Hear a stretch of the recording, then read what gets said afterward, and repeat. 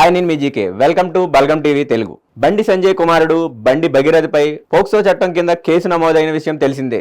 ఈ కేసు రాష్ట్ర వ్యాప్తంగా సంచలనం సృష్టిస్తోంది. అయితే ఈ కేసులో కీలక పరిణామం చోటు చేసుకుంది. సీఎం రేవంత్ రెడ్డి ఆదేశాల మేరకు పోలీసులు ఈ కేసును చాలా సీరియస్ గా తీసుకున్నారు. తాజాగా ఈ కేసుపై సైబరాబాద్ పోలీస్ కమిషనర్ రమేష్ రెడ్డి కీలక అప్డేట్ ఇచ్చారు. ఈ వ్యవహారంలో చట్ట ప్రకారం కఠినంగా వ్యవహరిస్తామని ఆయన స్పష్టం చేశారు. ఈ కేసు దర్యాప్తును అత్యంత వేగంగా పారదర్శకంగా నిర్వహించేందుకు ప్రత్యేక బృందాన్ని ఏర్పాటు చేసినట్లు సిపి తెలిపారు. కూకట్పల్లి డీసీపీ రితురాజ్ ఆధ్వర్యంలో ఈ విచారణ జరుగుతోందని ఆయన వెల్లడించారు.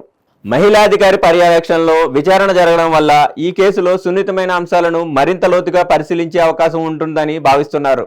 బాధితురాలు ఫిర్యాదు ప్రాథమిక ఆధారాల మేరకు బండి భగీరథపై పోక్సో చట్టం కింద కేసు నమోదు చేసినట్లు సిపి తెలిపారు.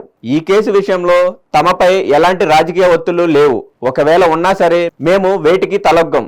చట్టం తన పని తాను చేసుకుంటూ పోతుందని సిపి స్పష్టం చేశారు. విచారణలో ఎక్కడా పక్షపాతం ఉండదని, బాధితులకు న్యాయం జరిగేలా పారదర్శకంగా దర్యాప్తు చేపడతామని పోలీస్ బాస్ హామీ ఇచ్చారు. రితురాజ్ స్వస్థలం బీహార్. ఆమె పాట్నాలోనే పెరిగారు.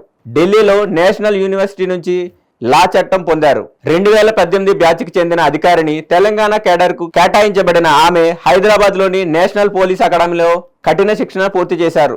జోగులాంబ గద్వాల్ జిల్లాలో ఎస్పీగా పనిచేశారు. అక్కడ ఎన్నికల సమయంలో శాంతి భద్రతలను కాపాడడంతో పాటు పోలీసు సంక్షేమ కార్యక్రమాల్లో ఆమె కీలక పాత్ర పోషించారు. ఏసీబీలో కూడా ఆమె బాధ్యతలు నిర్వహించి అవినీతిపై ఉక్కుపాదం మోపారు.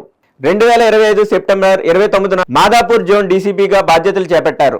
ప్రస్తుతం ఆమె కూకట్పల్లి డీసీపీగా కొనసాగుతున్నారు. రాజకీయ సెన్సిటివిటీ ఉన్న కేసులను సైతం ఎవరికీ తలగ్గకుండా కేవలం చట్ట ప్రకారం విచారించే అధికారిగా ఆమెకు పేరుంది. ఒకవైపు ఐపీఎస్ శిక్షణ, మరోవైపు గ్రాడ్యుయేట్ కావడంతో పోక్సో లాంటి కఠినమైన చట్టాలను అమలు చేయడంలో ఆమె ఎంతో సమర్థవంతంగా వ్యవహరిస్తారని ఈ కేసు ఆమెకు అప్పగించారు.